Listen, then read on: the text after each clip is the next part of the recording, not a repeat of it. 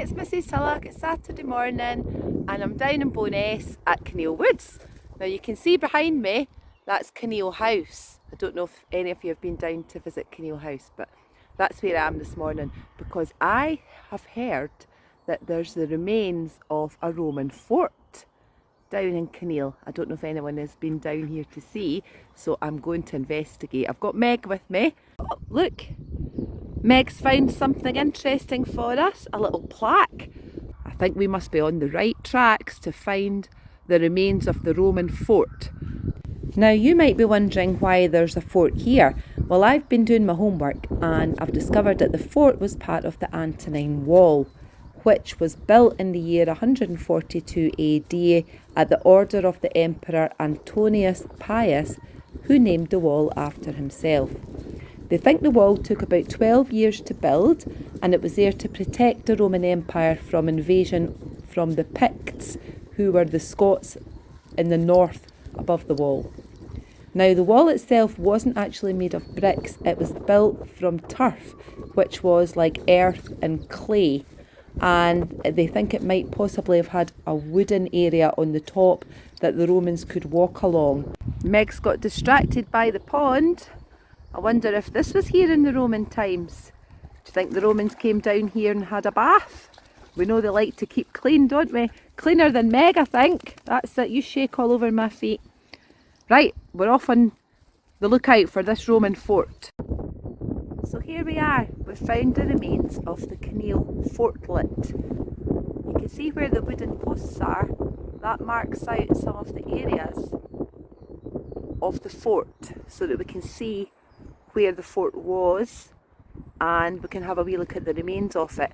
Now Antonine's Wall, which was built all the way from Caradon down in Bo'ness, right along 38 miles it stretched along to the River Clyde, which is near Glasgow. So 38 miles of wall, and the wall was 10 feet tall. That's like probably one of you on top of my shoulders, that's how high it would be. So if we look down here, we can see some remains of the original fort. I think the wooden posts mark where the gate posts would have been, it said on the sign back there. And you can see these are the original stones from back in the Roman time. This is part of the wall and possibly the road coming up into the fort. Now it said that the Romans came here in the year 142 AD. Now we're in the year 2022. So you'll have to try and work out how long ago it was that the Romans were here building this wall and this fort.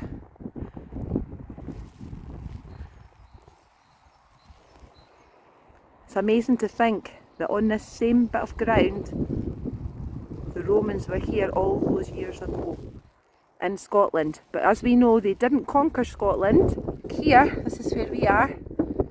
And then there were forts all the way along the wall until they got up to the River Clyde. So look, it says here Kinneil. We know where Kinneil is. It's where the Mariner Centre is. Falkirk, Rough Castle. Some of you might have been to that one. Mrs. Tulloch's been to that one. Maybe I could go and have a little visit there and take another little film there. And there's a little diagram there showing you what it would have looked like inside the fort. Now, as we've learned, the forts were there to protect the Romans from invasion, most likely from the Picts. But if you were a Pict wanting to attack the Roman fort, you had a very difficult job.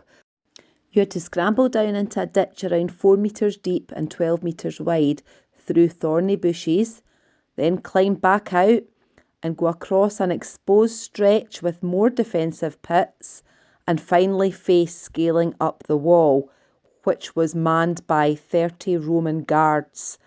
Now on the other side of the wall, the Romans had built a road, so if they were being attacked by the Picts, they would send a messenger along to the next fort to send more guards and more soldiers to come and help defend themselves against the enemy.